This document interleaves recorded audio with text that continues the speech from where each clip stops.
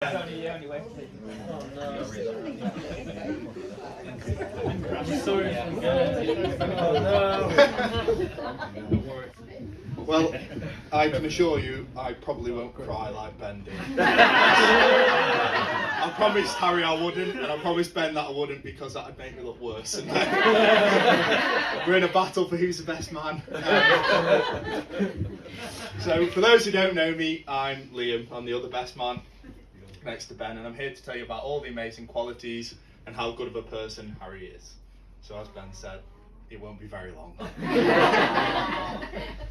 No, I'm only joking. It's an honour to be part of such a special day, especially with all we've been through with the past couple of years with COVID and whatnot. We've all suffered greatly, and especially the date for the wedding. It's been moved too often, and I'm just glad it's here now, and these two can move on with their life. I think they're lucky that even with the limit on the guests, they've invited all the best looking people for all the wedding photos, because otherwise it would have been a complete disaster.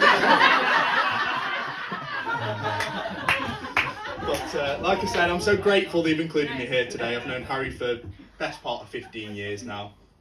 But I want to tell you a little tale from when me and Harry first met, or rather the first interaction me and Harry ever had together. Because I lived in Canada. And when I first moved over here, I wrote a letter to my new classmates at my primary school in Chapel, just trying to find some new friends before I moved over here. And I received replies from everyone, including Harry. And I'll just quote what Harry said. He said, "My name is Harry Parker. I'm 9 years old. I love King Kong, and my best friend is you."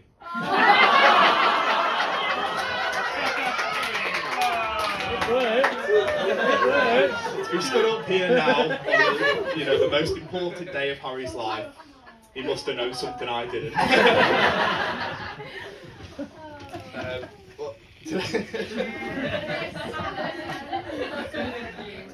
I'd love to stand in front of you all today and tell you about the crazy adventures me and Harry have ever been on, but they'd all revolve around the high school AstroTurf or the Roebuck, because Harry isn't the type of guy to venture any further than the borders of Chapel.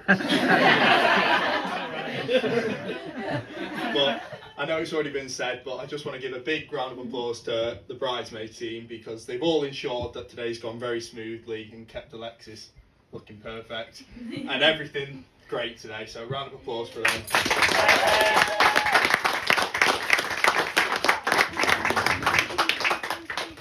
Alexis, you look great. I don't need to say it, but you do. And they say you have to kiss a few frogs before you meet your Prince Charming. I'm not sure why you stopped at the first frog. That was a bit fun. But in all the time I've known Harry, the past 15 years, I've never known him to be ever bothered about a relationship or even getting married. That was completely out of the question in my head for Harry. But as soon as he met you, it was clear this day was on the horizon. It was always bound to happen. And I couldn't imagine a more perfect person for Harry to be spending the rest of his life with. I'm sure you're going to spend a very happy life together, and I'm glad to be part of it, especially today. I remember years back, me and Harry were staying at a school friend's barn. It was I can't remember how it came about, me or Brennan, and it was absolutely freezing. It was about 3 a.m. and me and Harry decided to take refuge in an old abandoned car in a barn. Sounds worse than it was. But I remember me and Harry spoke about everything. We spoke about our dreams for the future, the hopes of a successful relationship, and our desire to succeed and make our family proud. And we sat there and we spoke until the sun came up. And it's the best example I can give of what Harry's friendship means to a lot of us. It's someone to talk to, someone to be able to cry to, someone who can just... I am going, you're right. Someone who can just give you a push in the right direction. And Harry's always been there, even through my toughest times.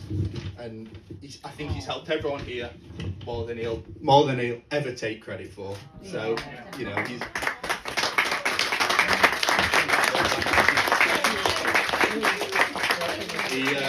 Harry does truly exemplify what it means to be a best friend, and we're all so lucky to have him as part of our lives. So, well done, Harry. So anyway, after that sob story, I've heard a story about Harry and Alexis's first date, and I'd like to share it with you all. Harry was waiting at the train station with Alexis. And if I've been told, it was very late at night and nature takes over. No, it was Jamie Cooper.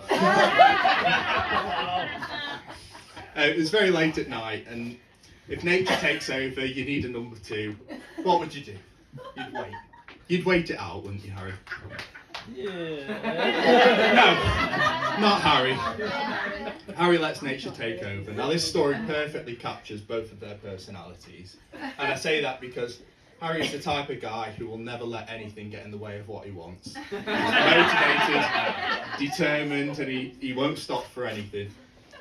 And Alexis is just a very nice person, because if that was me, there never would have been a second day.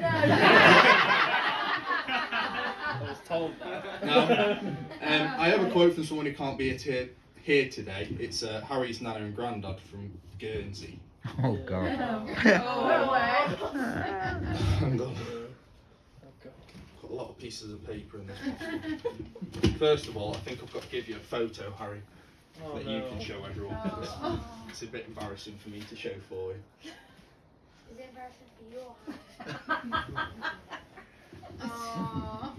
I'll read to you what it says in the back, because I had spent about 15 minutes deciphering what this whole card said. It's bad, isn't it? Yeah. It is So on the bad. back of that card it says, "Who would have thought this little boy would blackmail his granddad?"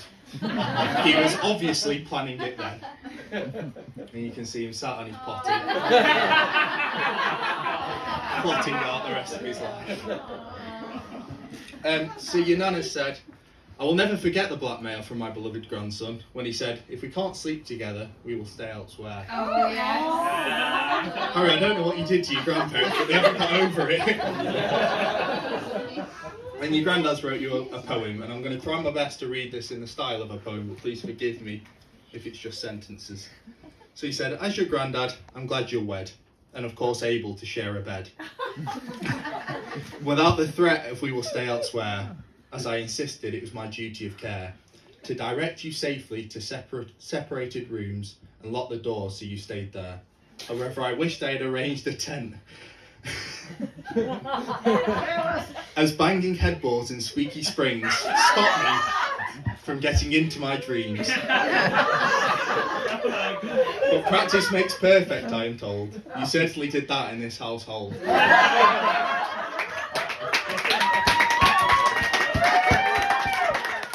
There's your souvenir.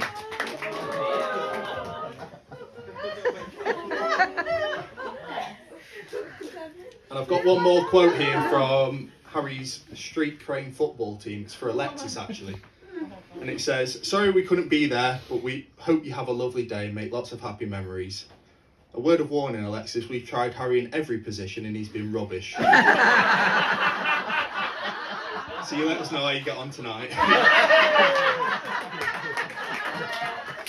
Well, that's all from me tonight. Thank you to everyone for making this such a special day and having us all here, especially Pip and Vanessa. I'm proud to stand here knowing I have two best friends for life, so raise a glass for you two. Today's about you. Yeah.